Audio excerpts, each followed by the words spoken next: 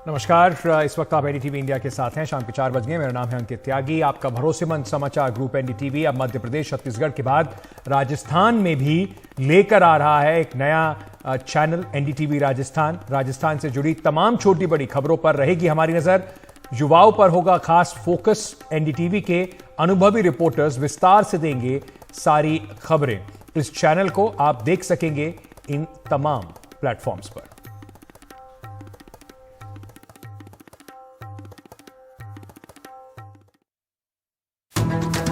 NDTV अब राजस्थान में भी एक नए चैनल के साथ एक नए रूप में आ रहा है।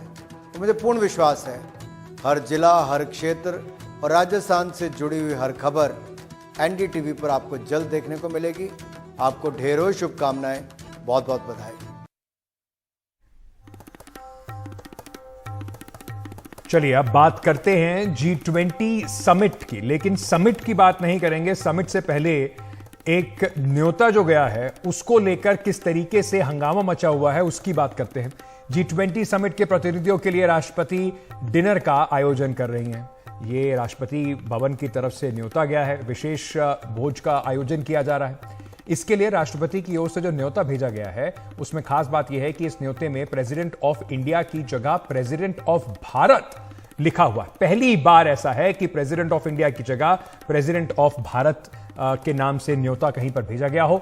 अब इस पर जबरदस्त राजनीति भी हो रही है, वार पलटवार और कटाक्ष हो रहे हैं। असम के मुख्यमंत्री हेमंत बिस्वा शर्मा ने इस ट्वीट करते हुए कहा है कि इस न्योते को देखकर खुशी हुई और गर्व महसूस हो रहा है। हाल ही में आपको बता दें, आरएसएस प्रमुख मोहन भागवत ने भारत कहने की पुरजोर वकालत भी की थी।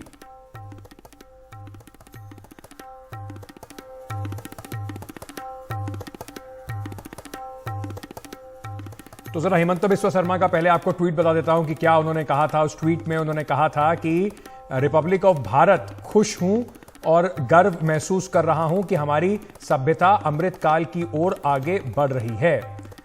वहीं कांग्रेस के जो नेता हैं वो भी इस पर अपनी प्रतिक्रिया रख रहे हैं। शशि थरूर ने एक ट्वीट करके कहा, इंडिया को भारत जो देश के दो औपचारिक नामों में एक नाम है, कहने में कोई संवैधानिक आपत्ति तो नहीं है।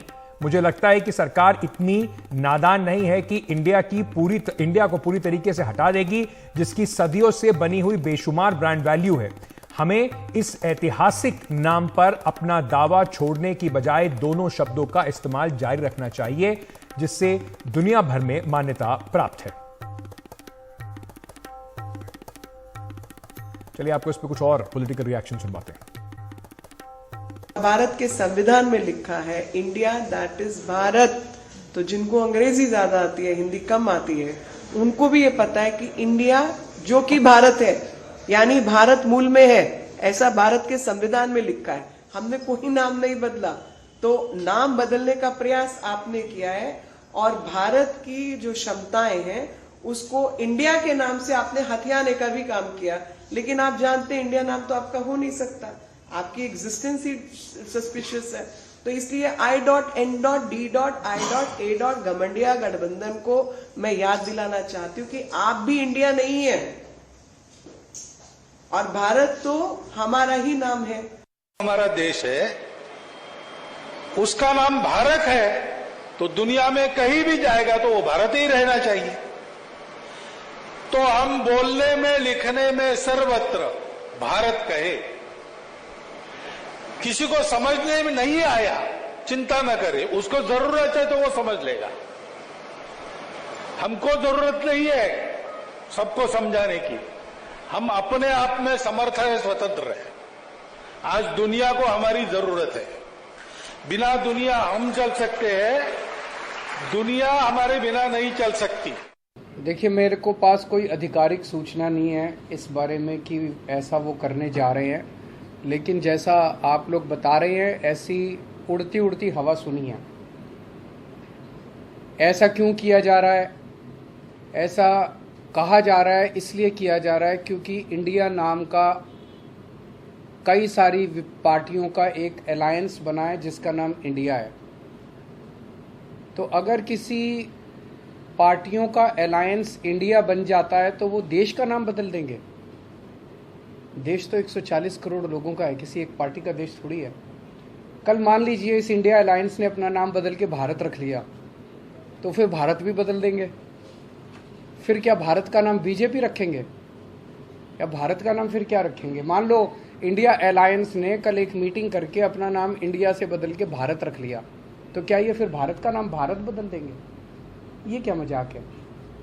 देश है भाई, देश इतने हजारों साल पुराना भारत देश है, इतनी बड़ी पुरानी संस्कृति है, इतना पुराना हमारा देश है, उसका नाम इसलिए केवल बदल के रखा जा रहा है क्योंकि इंडिया अलायंस बन गया और बीजेपी को ये लग रहा है कि थोड़े बहुत 4 वोट इनके कम हो जाएंगे इंडिया अलायंस बनने से, तो वोट कम हो जाएंगे, इसलिए भारत का नाम बदल दो। আজকে তো ইন্ডিয়ার নাম চেঞ্জ করে দিচ্ছে আমি শুনলাম। মাননীয় রাষ্ট্রপতির নামে যে কার্ড হয়েছে G20 লাঞ্চে না ডিনারে, তাতে লেখা আছে ভারত বলে। আরে ভারত তোমরা বলি, এতে নতুনত্ব কি আছে? ইংরেজিতে বলি ইন্ডিয়া, ইন্ডিয়ান কনস্টিটিউশন, হিন্দিতে বলে ভারত কা সংবিধান। ভারত তো আমরাও বলি, মনে নেই? ভারত আমার, ভারতবর্ষ স্বদেশ আমার স্বপ্ন গো। কিন্তু নতুন করে কিছু করার নেই। কিন্তু ইন্ডিয়ার নামটা নামে সারা বিশ্ব চেনে। হঠাৎ এমন কি হলো আজকে দেশের নামটাও চেঞ্জ হয়ে যাবে? जो राष्ट्रपति की तरफ से जो कार्ड बटाया जा रहा है वहां प्रेसिडेंट ऑफ इंडिया लिखा जाता है, तो वहां इन लोगों ने प्रेसिडेंट ऑफ भारत लिखा है। अब भारत का संविधान अगर आप खोलिएगा, भारत का संविधान अगर अंग्रेजी वर्जन खोलिएगा तो उसमें लिखा होता we the people of India. वही अगर हिंदी में बोलिएगा तो हम भारत के लोग, भारत आता है और हमारे नारे में भारत भी है और इंडिया भी है। मतलब जो नामकरण जो गठबंधन का हुआ है, इससे इतने ये लोग डरे हुए हैं कि नाम जो है बदल रहे हैं। तो इसको लेकर जो बहस शुरू हुई है उसके कुछ, इसको जरा कॉन्स्टिट्यूशन के हिसाब से, जरा संविधान के हिसाब से देखें कि क्या ये संवैधानिक तौर पर गलत है भारत कहना, या इसको इंडिया ही कहा जा सकता है। संविधान देश का जो नाम है उसको लेकर क्या कहता है, जरा वो आपको बताते हैं। संविधान का अनुच्छेद 1 कहता है कि इंडिया, जो कि भारत है, राज्यों का एक संघ होगा। तो ये संविधान में, इसी वजह से शायद शशि थरूर कह रहे हैं कि देखिए गलत नहीं है, लेकिन सरकार अगर इस नाम को और इसके जिसको कहते हैं कि इंडिकेशंस अगर देखें तो शायद सरकार ने पहले से ही थोड़ा सा मन बना लिया था। जैसे कि अभी जो हमारा पीनल कोड है, यानी कि जो हमारी संहिता है, कानूनी संहिता है, जैसे इंडियन पीनल कोड उसको कहा जाता था, उसको बदल के भारतीय न्याय संहिता के नाम से अभी उसको बिल पेश किया गया था, जिस पर अभी विचार विमर्श होना बाकी है।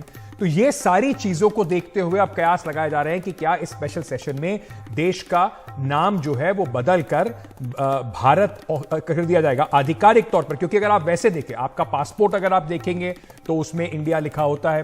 तो अगर ये एक्सरसाइज होती है तो इन सब जगह पर नाम को बदलना होगा। हमारे सहयोगी प्रशांत इस वक्त हमारे साथ जुड़ रहे हैं। प्रशांत, ये जो पूरा शगुफा छोड़ा गया है, इसको लेकर विपक्ष की बड़ी तीखी प्रतिक्रिया भी आ रही है। लोग अभी भी समझने की कोशिश कर रहे हैं कि सरकार की मंशा क्या है। बड़ा सवाल यही है कि क्या ये जो स्पेशल सेशन है उसकी तरफ कुछ इंडिकेशन तो नहीं है?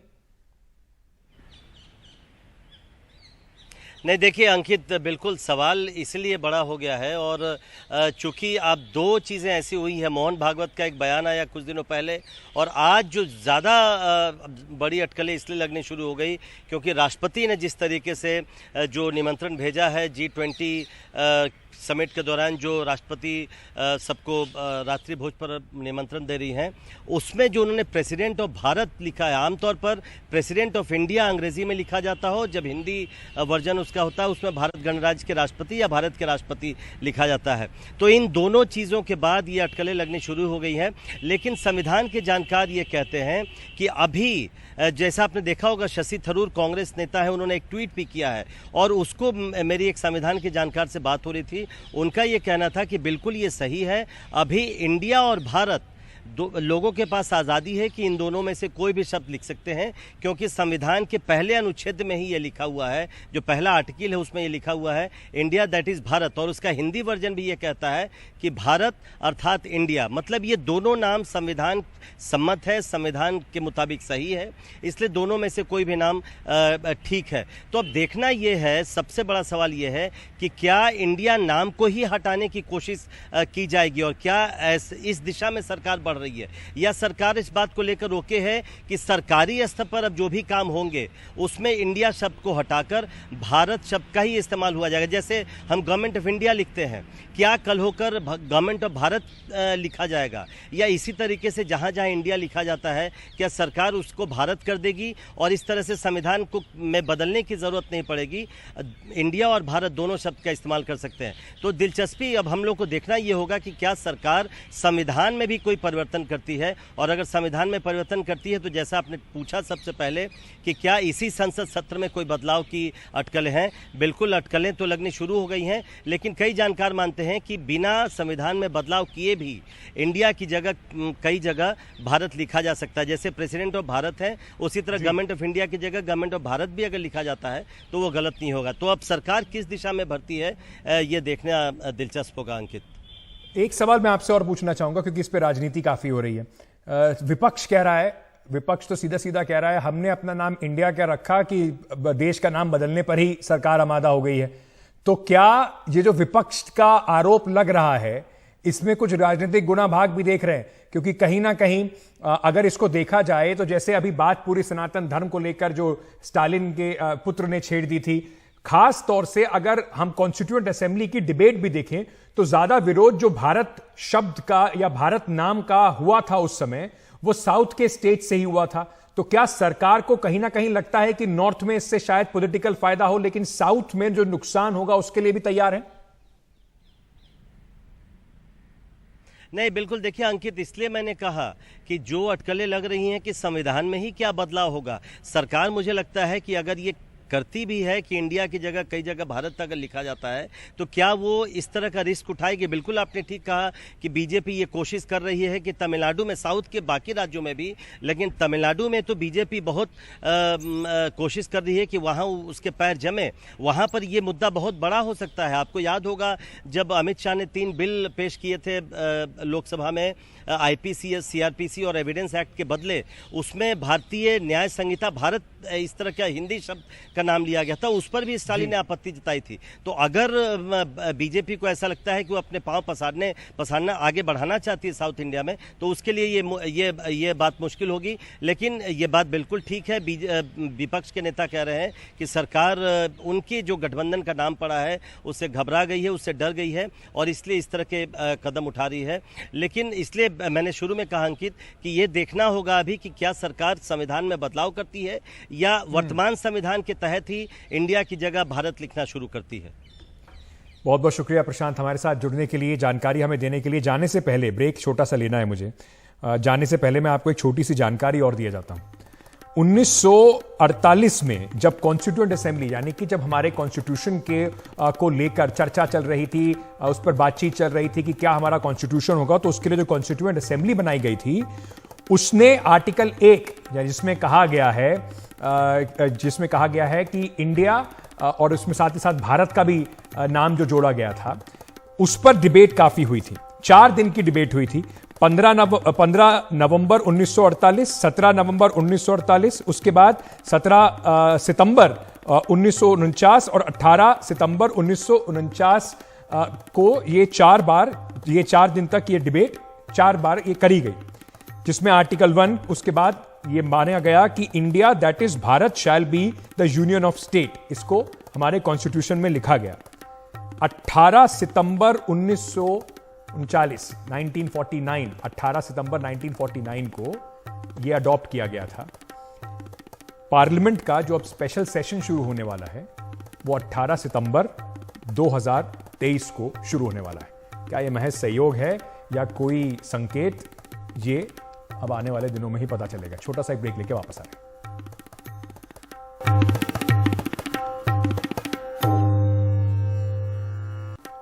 G20 शिखर सम्मेलन जो 8 से 10 तारीख के बीच में होगा, उसको लेकर देश के अंदर उत्सुकता भी है। साथ ही साथ राजधानी दिल्ली में क्या क्या आप कर सकते हैं, क्या नहीं कर सकते, किस तरह के सुरक्षा के इंतजाम हैं, कैसी तैयारियां हैं, उसको लेकर भी लगातार लोगों के बीच में चर्चा का विषय बना हुआ है। G20 के दौरान क्या क्या पाबंदियां रहेंगी दिल्ली में, जरा ये थोड़ा सा आपको एक बार फिर से बता देते हैं। नई दिल्ली क्षेत्र में ई कॉमर्स फूड डिलीवरी पर रोक लगाई गई है। दिल्ली पुलिस का कहना है कि सिर्फ नई दिल्ली यानी कि एनडीएमसी का जो क्षेत्र है उसमें सिर्फ रोक लगाई गई है, बाकी जगह पर कोई ऐसी परेशानी नहीं है।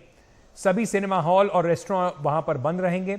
जरूरी सेवाओं पर कोई असर नहीं होगा, ऐसा पुलिस का कहना है। अलग कॉरिडोर से एम्बुलेंस सेवा जो है उसे मुहैया कराया जाएगा। एयरपोर्ट रेलवे स्टेशन से कैब की इजाजत जो है वो दी जाएगी। नियंत्रित क्षेत्र के में कार, साइकिल, अन्य वाहनों पर रोक रहेगी। एनडीएमसी एरिया के बाहर सभी होटल, मॉल खुले रहेंगे। एरो सिटी में 2 से 3 इमारतों को छोड़कर बाकी सब कुछ खुला रहेगा। एरो सिटी में 2 से 3 इमारतों में आवाजाही नियंत्रित रहेगी। समिट के दौरान मॉर्निंग वॉक पर ना जाने की गुजारिश की गई है। अगर आप एनडीएमसी एरिया में रहते हैं तो आप मॉर्निंग वॉक में जाएंगे, खामखा में पुलिस का जो पूरा महकमा है वो आपसे 4 सवाल करेगा, आपकी मॉर्निंग वॉक भी खामखा में खराब होगी, तो थोड़ा ध्यान रखिएगा उसका। चलिए और जानकारी थोड़ी आपको देते हैं G20 की तैयारियों को लेकर। हमारे सहयोगी मुकेश ने दिल्ली पुलिस के स्पेशल सीपी दीपेंद्र पाठक से बातचीत की, आपको जरा सुनवाते हैं। G20 समिट होने को है और पूरी दिल्ली में हाई अलर्ट है। दिल्ली पुलिस के तमाम अफसर सड़कों पर हैं। इस समय मैं हूं शाहीन बाग में। यहाँ पर स्पेशल सीपी दीपेंद्र पाठक हैं जो यहाँ पर सुरक्षा का जायजा ले रहे हैं। पाठक सर, किस तरह की सिक्योरिटी अरेंजमेंट हैं इस G20 को लेकर? देखिए, अगर हम एक लाइन में अगर कहें जो हम लोगों ने देखिए, सबसे पहले तो G20 एक भारत के लिए गौरव और प्रतिष्ठा का समिट है और प्रतिष्ठा की बात है। उसको ध्यान में रखते हुए, चूँकि ऐसे समिट्स में विभिन्न देशों के राष्ट्राध्यक्ष और इंटरनेशनल ऑर्गेनाइजेशंस के हेड्स आते हैं, तो एक सिक्योरिटी का एलिमेंट हो जाता है और दिल्ली पुलिस का एक फोकस्ड रोल हो जाता है। तो सबसे पहले तो इंटायर सर्कमस्टांसेस का समग्र आकलन दिल्ली पुलिस करके मल्टी लेयर्ड, मल्टी प्रोंग्ड हम लोगों ने लॉ एंड ऑर्डर, कानून व्यवस्था का इंतज़ाम हमने किया है। अगर इसको हम, चाहे वो बॉर्डर पे चेकिंग हो, चाहे इंटरनल पिकेट्स की चेकिंग हो, पेट्रोलिंग हो, बेहतर विजिबिलिटी हो, और कुल मिलाकर अगर हम ये कहें तो एक मजबूत, एक सफिशिएंट, एक स्ट्रैटेजिक पुलिस का डिप्लॉयमेंट है और रहेगा, और एक स्ट्रैटेजिक और एक स्मार्ट अंदाज में। तो वो हम लोग मेंटेन कर रहे हैं। और चाहे वो धरना प्रोटेस्ट के हिसाब से वैसे लोकेशंस और वैसा सस्पेक्टेड जो ये पॉसिबल प्लेसेस हों वो हो, चाहे वो कम्युनली सेंसिटिव इलाका हो वो हो, चाहे चूँकि ये G20 जिन देशों में कहीं हुआ है तो बहुत जगह डिफरेंट तरह के इंटरनेशनल ऑर्गेनाइजेशंस के प्रोटेस्ट हुए हैं, जो नेशनल एलिमेंट्स का भी बियरिंग रहा है। तो यहाँ भी international elements and national elements को ध्यान में रखते हुए कि कहीं कोई किसी तरह का धरना, प्रोटेस्ट, स्लोगनरिंग, कोई इस तरह का प्लेकार्ड, तमाम चीज़ें की पॉसिबिलिटी है, तो उसको भी कैसे कंटेन करेंगे, एक संवाद की स्थिति बना के रखते हुए, और साथ ही अगर ऐसी इवेंचुअलिटी हो जाती है तो उसमें शॉर्टेस्ट पॉसिबल टाइम में चीज़ों को कैसे हम कंटेन कर पाएँ। तो ये तमाम व्यवस्था ये सब सोचकर ग्राउंड में उसका इंतज़ाम किया गया है। सर, आज सुबह आप सीलमपुर गए थे, नॉर्थ ईस्ट दिल्ली, रोहिणी गए, 2020 में वहाँ पर दंगे हुए थे। अभी शाहीन बाग में हैं आप, कम्युनली बहुत सेंसिटिव इलाके हैं ये, तो इसको भी क्या आप ध्यान में रख रहे हैं चीज़ों को? देखिए, आज तो चूँकि रिहर्सल का दिन है और निश्चित रूप से जो इम्पॉर्टेंट कम्युनली सेंसिटिव इलाके हैं और जहां अगर कोई इस तरह का मिस्चीवियस एलिमेंट या मिसचीफ मॉन्गर कुछ ऐसा कर वहां पर एक स्थिति खराब कर सकता है, तो उन सबको का एक स्पेशल स्ट्रैटेजिक वहां पर डिप्लॉयमेंट और उसका आकलन, और वहां पर पुलिस अफसर और पुलिस के जवान, पैरामिलिट्री फोर्सेस, लोगों को मिलाकर अमन कमेटी है, पीस कमेटी है, होम गार्ड्स हैं, मार्केट्स के एसोसिएशन, तमाम लोग हैं। तो वो इंतज़ाम वो हमारा ध्यान में है। सर एक बात और है कि अधिकतर थानों की पुलिस G20 की सिक्योरिटी में लगी हुई है, खासतौर से नई दिल्ली ज़िले में, तो थानों में फोर्स कम है। ऐसे में क्राइम को कंट्रोल कैसे किया जाएगा अगर कोई 3 दिन में ज़्यादा क्राइम बढ़ा तो? हम लोग जो तमाम स्ट्रैटेजी है, जो बाहर से पैरामिलिट्री फोर्सेस हम जो उसकी सहायता ले रहे हैं, साथ ही सिविल डिफेंस, होम गार्ड की सहायता ले रहे हैं, पुलिस मित्र की सहायता ले रहे हैं, जो market associations and resident association की सहायता ले रहे हैं, ये तमाम चीज़ें उसको रीइंफोर्स करने के लिए है।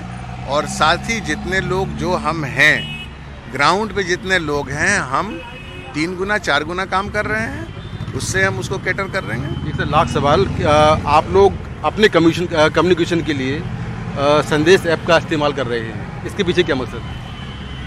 देखिए, मेक इन इंडिया, भारत हर जिस फील्ड में अच्छा करे, सॉल्यूशन दे, टेक्निकल सॉल्यूशन दे, अच्छा है, उसको यूज़ करना चाहिए।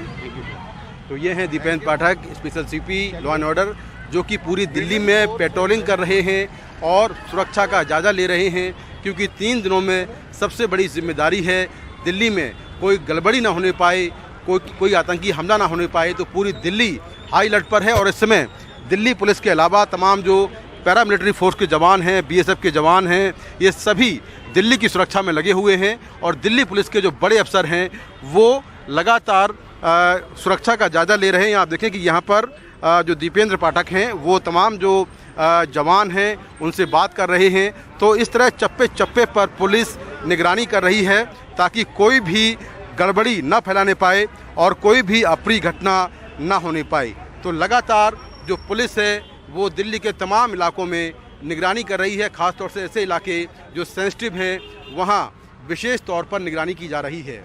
नई दिल्ली से कैमरामैन आदम के साथ मैं मुकेश सिंह सेंगर, NDTV इंडिया।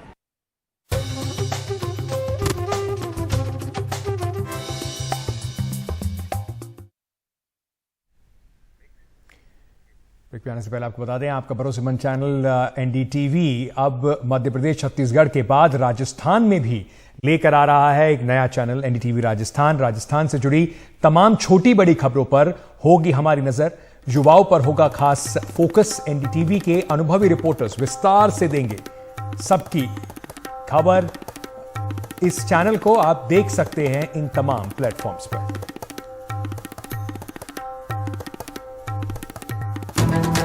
नमस्कार, मैं हूं एशा दियोल और NDTV टीम को NDTV राजस्थान के लिए बहुत सारा शुभकामना।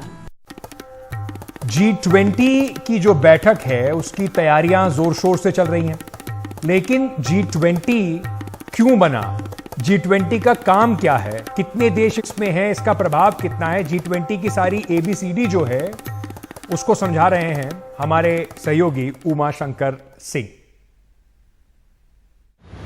नमस्कार, NDTV इंडिया में आपका स्वागत है। दिल्ली के प्रगति मैदान में बना भारत मंडपम, यही वो जगह है जहां G20 का महाआयोजन हो रहा है। G20 है क्या, कब बना, क्यों बना और इसमें होता क्या है, आइए जानते हैं G20 की ABCD।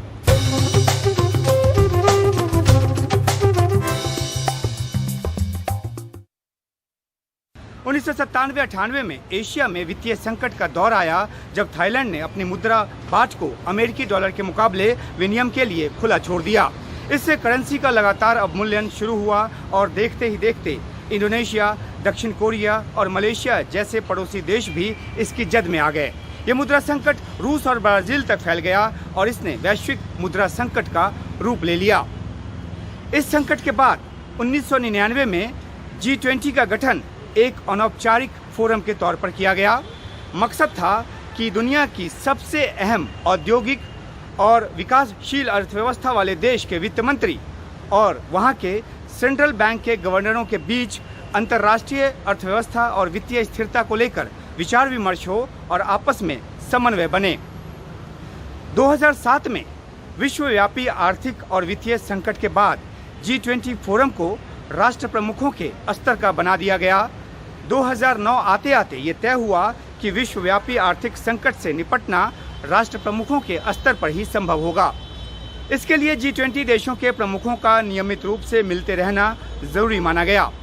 इस तरह से G20 दुनिया के वित्तीय संकटों से निपटने का अहम फोरम बन गया। 2008 से G20 की बैठक हर साल होने लगी। हर साल इसकी अध्यक्षता G20 का एक सदस्य देश करता है, फिर वो दूसरे सदस्य देश को अध्यक्षता सौंप देता है। जैसे पिछले साल इंडोनेशिया ने भारत को अध्यक्षता सौंपी और इस साल भारत ब्राजील को अध्यक्षता सौंपेगा। 20 के इस ग्रुप में 19 देश हैं और साथ में यूरोपीय यूनियन है। 19 सदस्य देश हैं अर्जेंटीना, ऑस्ट्रेलिया, ब्राजील, कनाडा, चीन, France, Germany, Bharat, Indonesia, Italy, Japan, दक्षिण कोरिया, मेक्सिको, रूस, सऊदी अरब, दक्षिण अफ्रीका, टर्की, यूके और अमेरिका। इसके अलावा हर साल अध्यक्ष देश G20 के सदस्य देशों के अलावा कई और देशों और अंतर्राष्ट्रीय संगठनों को G20 की बैठकों और शिखर सम्मेलन के लिए अतिथि के तौर पर आमंत्रित करता है।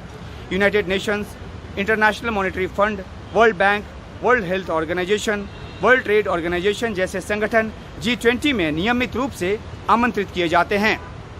इस साल G20 की अध्यक्षता भारत के पास है। भारत ने 9 देशों को गेस्ट के तौर पर आमंत्रित किया है। ये देश हैं Bangladesh, Egypt, Mauritius, Netherlands, Nigeria, Oman, Singapore, Spain और UAE। दुनिया की GDP का 85% हिस्सा G20 देशों का है। दुनिया के व्यापार में 75% की हिस्सेदारी भी इन्हीं देशों की है। G20 देशों में दुनिया की 2/3 आबादी रहती है। G20 का मूल एजेंडा आर्थिक सहयोग और वित्तीय स्थिरता का है, लेकिन समय के साथ इसमें व्यापार, जलवायु परिवर्तन, सस्टेनेबल डेवलपमेंट, स्वास्थ्य, कृषि और भ्रष्टाचार निरोधी एजेंडा भी शामिल कर लिया गया।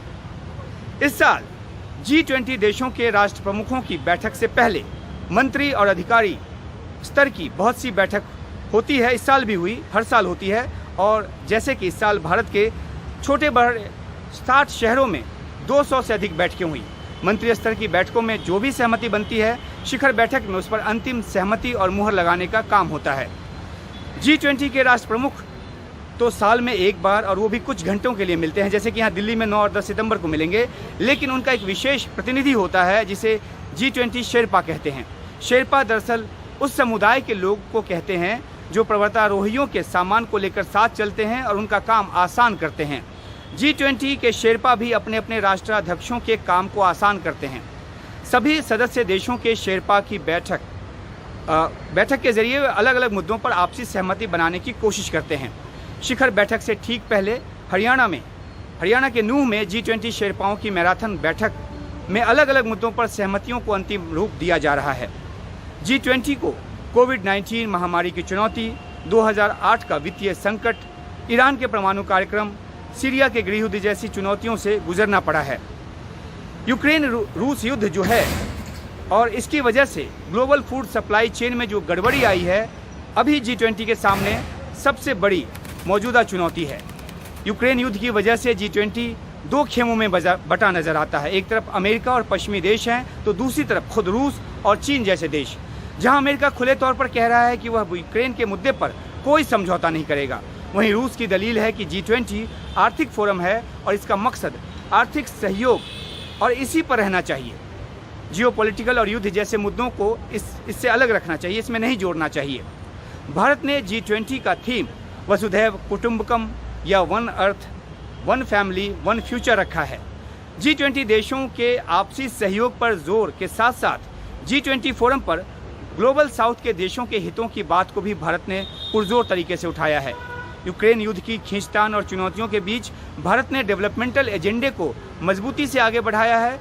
यहाँ दिल्ली में 9 और 10 सितंबर को होने वाली शिखर बैठक में G20 साझा बयान पर आम सहमति बने, इस बात को लेकर पुरजोर कोशिश की जा रही है। तो ये G20 के बारे में छोटी सी बात। इस वक्त आपको असम से एक बड़ी खबर बता देते हैं, जहां पर जबरन वसूली का एक मामला सामने आया है। जिहादी लिंक और एनकाउंटर की धमकी देकर एक व्यापारी को डराया गया है।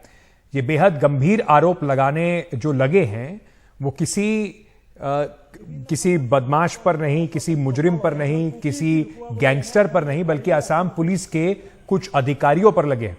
एक व्यवसायी ने असम पुलिस के कुछ अधिकारियों पर यह आरोप लगाया है कि पुलिस ने उसे जबरन वसूली के नाम पर धमकाया और पैसे ना देने पर एनकाउंटर करने की धमकी डाली। इन आरोपों के बाद असम के बजाली जिले में एक आईपीएस अधिकारी समेत 7 अन्य लोगों को पुलिस ने गिरफ्तार कर लिया है।